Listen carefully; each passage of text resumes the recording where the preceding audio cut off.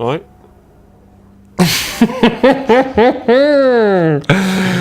Here we are, tongue tension 500. I love that. I love it. It's that intro is, I think, to call it favourably, it's understated. What? Cool. And then somebody watching it for the first time, they go, "Who the fuck are these guys?" Or they might be like, "I don't know. Am I right?" Actually, I haven't thought about it today, but I'm not. Thanks for asking. Yeah. So anyway, here we are. Tongue tension help for singers. Part 1 of how many we're going to do on this particular subject? I don't know. I mean, you tell me, mate. 534. 534. Yeah. We need what we call that is a multi-directional approach of many exercises. But hey, come on. The ways to get around this problem are numerous, but that makes it fun, varied. Variety is the spice of life. Absolutely, yeah, and it really is. I mean, there's so many ways in which the tongue can help. There's so many ways in which the tongue can cause problems. So this is why again today we're not saying that this is the be all and end all of your tongue tension woes, but first up, we just very quickly want to get into something different before we get into that, and that is we just want to let everyone within our community know about an event that's happening this summer. Do you have the date there, sir? Oh, I did get it up, didn't I? Let me just scroll. Here we go. Friday, the 12th of July, 2019, Los Angeles. Vocalize U, the summer intensive. Now, those avid followers of us over the years would have known that we've spoken about this, and we've been there. We've taught there year on year. Neither of us are going to be there this year. Are you going to? No. Okay, no. Today is oversubscribed. This year is oversubscribed. It totally next year. Yeah. Absolutely, next year we'll make our way out there, but this year's mental. That said, Vocalize U is an amazing place for singers, singer-songwriters, artists. Even musical theatre is making its way in there now, and what it is that the daily private lessons, songwriting classes, dance classes, music industry education, performance opportunities all week. I mean, it's just every angle of this. It's really been thought through. It's been going on for years, tens of years. This event under some different names, but they know what they're doing. The biggest part of this for you, though, is the door opening for the next step of your career. And the stepping stone, networking opportunities. There's just tons of people there that will just be able to if they can't help you, they know someone who will. Yeah, completely. And do you remember when we were there, when we were we were delivering the class in the morning, but kindly we got invited to be providing feedback to the spotlight performances in the evening. Yes. Of like 20 artists. And then we get up on the stage and we're like, oh, this is cool. And then we sat down, and I think we were sat next to Wendy Parr, who we know anyway. She's been a previous guest. Brilliant coach, and won a Grammy with the songwriters for Slumdog Millionaire. So that's pretty cool. It's like, yeah, Wendy knows her shit. And then we have this guy next to us as well on the other side, Dean, really nice bloke. God, Dean. Yeah, and then Dean Pitchford. I mean, obviously we don't know who he is, but he's that EastEnders, isn't he? Yeah, sounds like a soap opera character. You don't, Dean, if you're listening. But then they announced his credentials, and also we have Dean Pitchford, who has written #1s for Whitney Houston, sold 100 million records or something, has a flipping Golden Globe and an Oscar. Madness, and we're sat there with these people giving feedback. So, and that's the kind of company that you tend to keep in Vocalize U. Is there's people hanging around to have their brains picked who have had that kind of credential or have that kind of credential. It's wild. So if you get yourself along, if you want to check it out, it's at vocalizeu.com, and there you'll see there's a page about events, and then you'll see the entire schedule and the teacher faculty. It truly can be a life-changing experience, and that's not overblowing it at all. If you go there and you do sign up, if you put in Naked Vocalist as the code, you do actually get 10% off. Whee! And we probably get someone as well. Full disclaimer. The weather, the vibe, the benefits. Honestly, it's a perfect storm, that place. So yeah, get yourselves along and see if you fancy it. But now let's get into the tongue tension. Yes. Now let's hypothetically say then, Steve, that I'm down about my tongue tension, and I'm not taking responsibility for it. Like who's responsible for this? First people you can go to blame are your parents.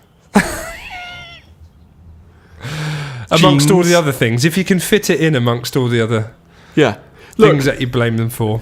Jokes aside, your parents created you. They created everything about what you do, and they also chose where you live or lived as a child growing up, and so that has that kind of a massive effect on how you use your tongue. As can your friends. You know, at school they would have influenced, they would have dragged you into a non-efficient way of using your tongue. Again, at school, when we were at school, mate, it was a lot of people used to talk like, "Oi, mate, oi, how you doing? Oi, you out this weekend? Oi, what are you doing at lunchtime? Don't. What are you doing at lunchtime? Oh, cigarette." So the I mean, get that tongue out of there, isn't it? So there's that. So to be clear, it's we're talking accents. So we might, maybe accents, love accents. Sometimes for singing, non-optimal. Some people might speak like this. They might use their tongue in this way. Krankenwagen. They might speak like that. I mean, some people might speak like that. And if you speak like that, then your tongue might be involved. It's already very strange versions of German, really. And all the Germans are going, we don't sound like that. You have to take into account where you live, your accent, because that will have a profound effect on the way in which you use your tongue every single day. And you may or may not like it, but that's the case. So there's the first. You blame your parents, blame where you live, blame your friends, blame them hard. Blame them really hard. Go downstairs now to your mum and dad and have a very swift word with them about how they destroyed your singing career. So there's that, and then also, I mean, there's more directly with the actual singing itself. We can get attached to sensation of the tongue. And also the sound. You know, certain styles will guide us towards positioning the tongue in a certain place, which may give us some problems going forward. The sensation thing is one of the kind of interesting facts about, say, the main thing is, like, if you're hard of hearing, for example, or deaf fully, then the tongue tends to be recruited and pulled to the back of the mouth, because when you're hard of hearing, you can actually detect some sound from the inside through bones and tissue. So the tongue tends to gravitate towards a backward position in order so that person can hear themselves through that bone and tissue and have some idea of their voice and some sense of it. Now, what happens is, like you said, with the sensation, is that singers who just want to feel like it's powerful and want to feel like it sounds powerful from the inside will also do a similar behavior, and is that drag back on the back of that tongue, right to the back of the mouth, which drives all the sensation into the head, and that can feel like, it's really powerful, it sounds really big, but quite often there's someone on the outside saying, I can barely hear you. The sensation thing, and why the tongue is involved in a lot of involved non-optimally in a lot of ways we sing, is because it's often trying to serve a purpose, and the purpose is often directly in the conception of how we want our voice to be. We want it to be big, powerful, something, and we recruit the tongue in ways to achieve that, but in lieu of what really gives us those sensations or those wish list elements. We get them in other ways, but we often turn to that tongue in order to provide them.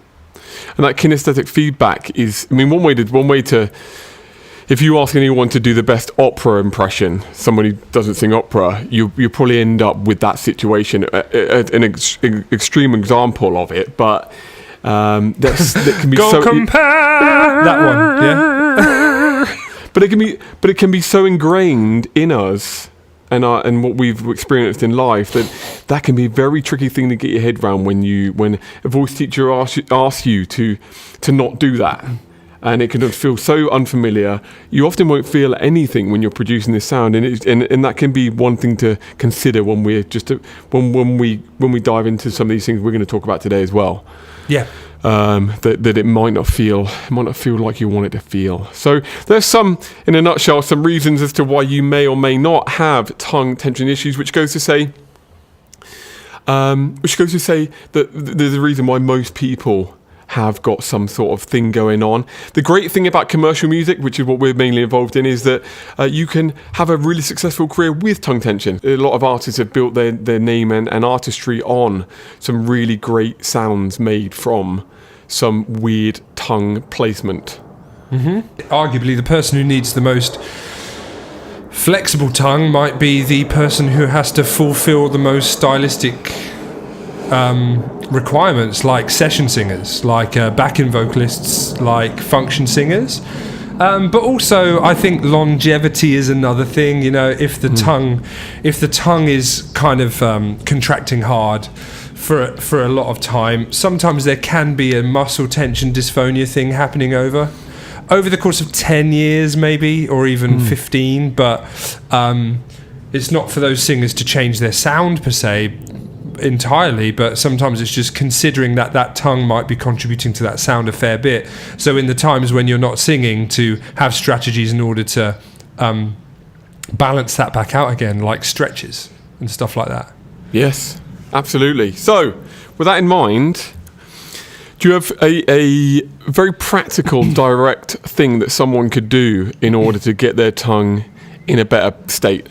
Yeah. So, you know, like kind of, this exercise can be a diagnosis as well as a treatment for how the tongue works, and it's great to work in the low range when you're working on tongue tension exercises initially, because the low range usually provides us with a lot fewer challenges. Like range is harder, high notes are harder, so stay low and get used to it.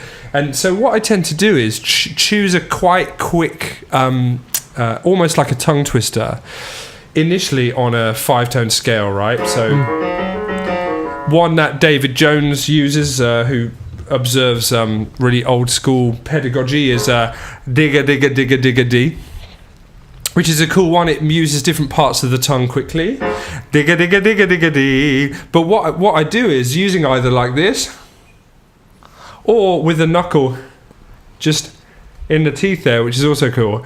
Digga digga digga digga dee. What we're doing there is, in order to release potential tongue tension, we're keeping the jaw in a single position by leaving it on the knuckle.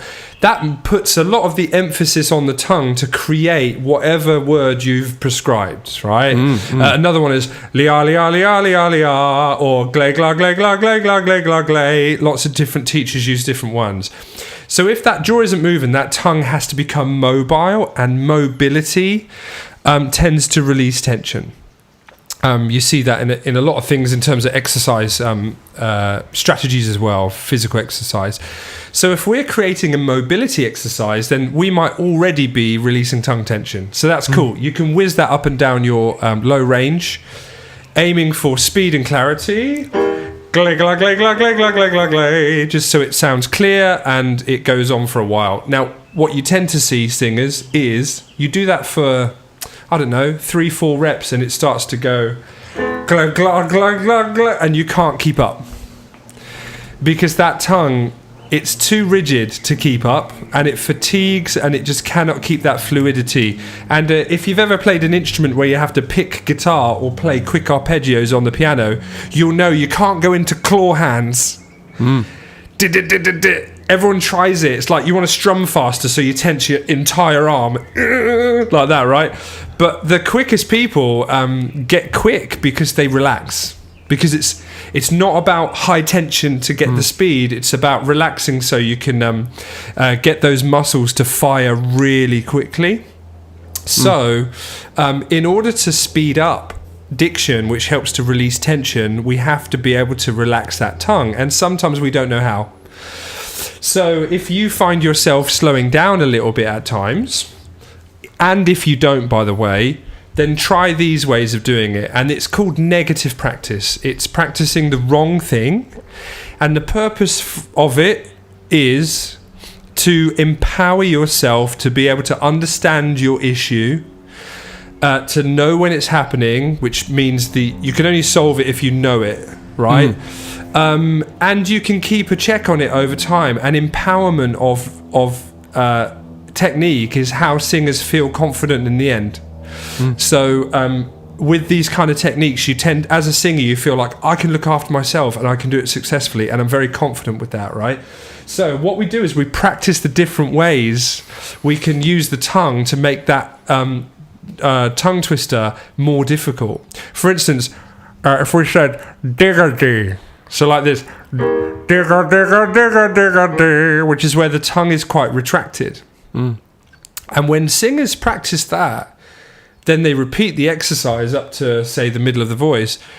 Because they practice that, they start to realize, oh, hang on, I do go digga-digga-digga, and I do pull back on the high note. Right, so firstly, the singer has now discovered that they do that habit because they practiced it, and because they know how to go between digga-dee, digga-dee, digga-dee, digga-dee. That means they can gravitate themselves back towards the articulation, which might feel more frontal rather than retracted. That when they go up to that high bit again, digga digga digga digga dee, that it ends up being a consistent situation where the tongue is loose and it serves the articulation. Other ways we could be digga dee, where it's pressed a bit too far down, digga digga digga digga dee, or kind of spewed upwards, digga digga digga digga dee, where it's kind of almost coming that Puking. way. Yep. Yeah, or the one that's pressed too hard on the diction, like digga digga digga digga dee, where the singer might be aiming for, clarity, but in the process getting too rigid. Yeah. And so by practicing all those things and gradually getting to digga dee, digga dee, digga dee, digga dee, going between the two, then you can start to perform these exercises really successfully. And what you find is, then when you start to go beyond where you feel your chest voice would break, or you'd have to start to do stuff with this very loose tongue and quite rapid diction, you tend to see that you go through the middle of your voice and registers start to sound seamless. Chest voice becomes less of a pain in the arse. You could even try it out in the falsetto to make sure. And then sometimes when you go to falsetto, that diction slows down like mad. And then you're like, oh my God, my falsetto is relying on my tongue in order to have stability. Who knows? There's loads of reasons why it happens. And then you can start to troubleshoot. You go, okay, yeah, I'm not as quick in my head voice. So I could do with working on that. And that way that head voice or falsetto can be unshrouded in tension, so it becomes more functional and more connectable to the low pitches.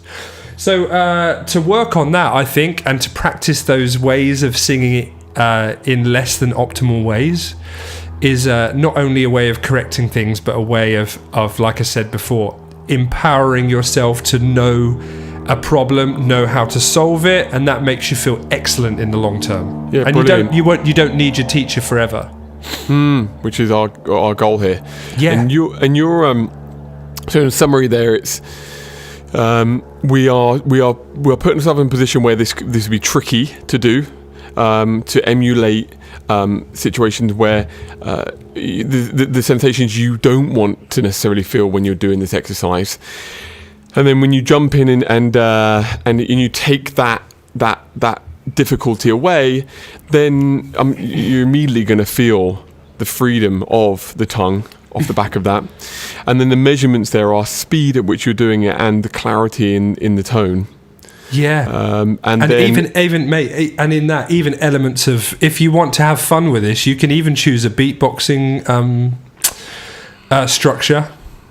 Stick on a beat.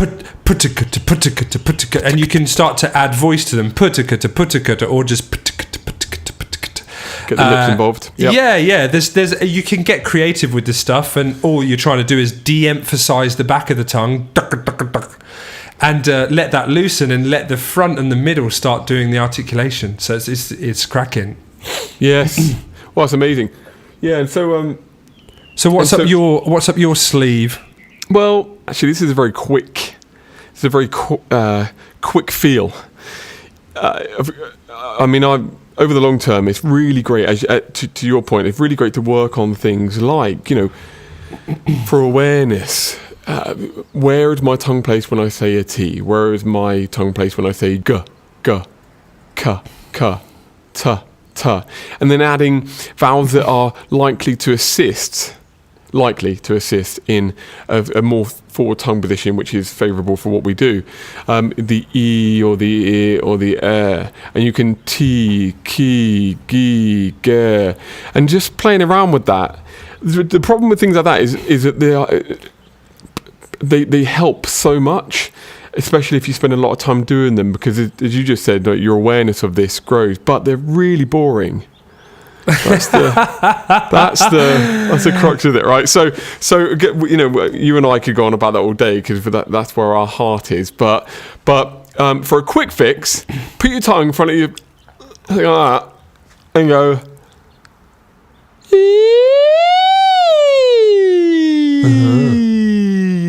And try and make the sound of an E and see what happens. The thing is, you may start off with something that resembles more of a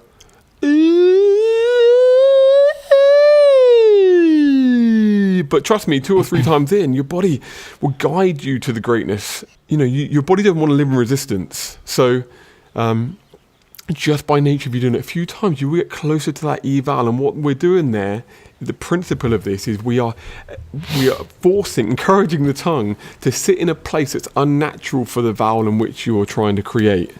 We know the tongue wants to kind of hike up for an E. And so what often comes with that with some people is a hike up and a pull back and then a real press. And so for those people especially, you're really going to feel, by putting it forward and trying to create a vowel, the shape of an E, is that you may have a real struggle in your hands. If you do, you're onto a good thing there, because the voice is trying to go back to its state. Whereas we know we can exist in some sort of an E vowel with the tongue forward. And you can even sing your favourite songs in that state. One of my favourite songs.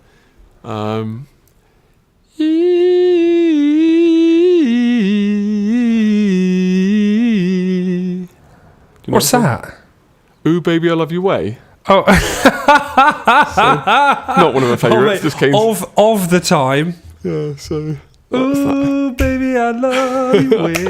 But there's that one. There's also the principle you can take across other vowels as well. So we know for the R vowel, again, can be problematic for some people. For an R, the jaw drops and the tongue drops. R. So if you then R, you may start off with a oh. And again, you've got a reference point there of like, we're not getting clarity with that. So do that through a few times. And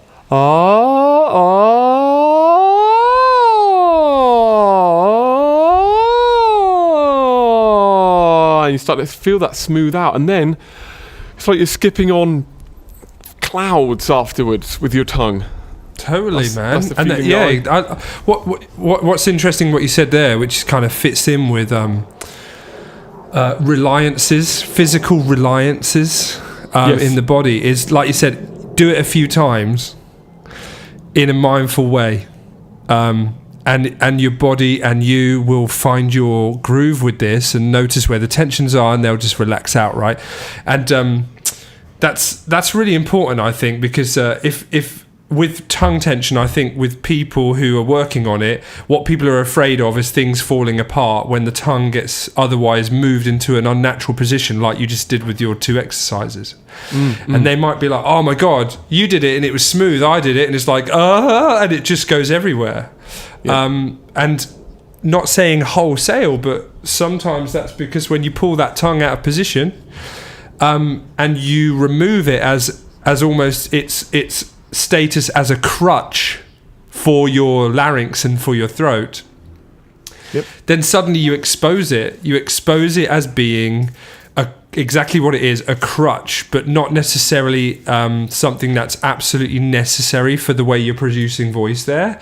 So I love that, man. If you stick at it a couple more times and go through any of those weird patches where things start getting a bit hairy, just tell yourself, hang on, stick with it. I might just have removed a crutch, in which case if I hang in there, I'll learn to quote unquote walk without this crutch, but I'll need a few minutes to do so. And I think there's a good book out by Claudia Friedlander, and she says the same thing about tongue tension, is that, hey, you take it out of the way and for the minute the wheels fall off. So you just stay calm and carry on, as they say. Yeah, and live in those moments, because what we've offered today, all of those things, you really do feel a sense of energy and freedom, let's use that word, immediately afterwards as well. So there are some little wins to have along the way as well to keep motivating us. So stick with it. Let us know how you get on. Yeah, totally. And no doubt, like I said, what a part 1 of 500 and something.